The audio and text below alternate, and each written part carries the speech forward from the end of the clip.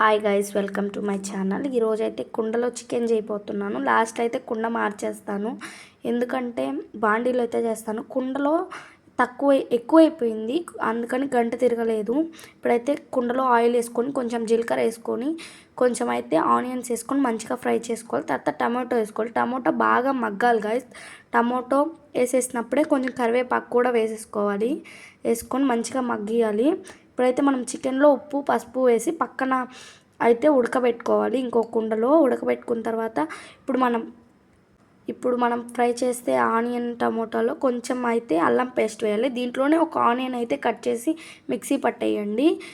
Gravy అయితే మంచిగా వస్తుంది మనకి. కొంచెం కారం అయితే వేసుకోవాలి. ఇది మంచిగా ఫ్రై అయిపోయిన తర్వాత కొంచెం కారము, కొంచెం పసుపు, కొంచెం ఉప్పు అయితే వేసుకోవాలి.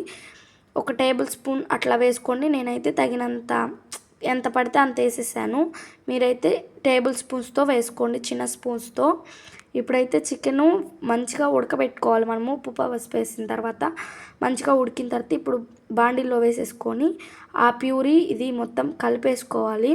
మీకు ఇంకా గ్రేవీ కావాలి అంటే కొంచెం ఆనియన్ అయితే ఫ్రై చేసుకొని మిక్సీ పట్టుకొని వేసేసుకోండి.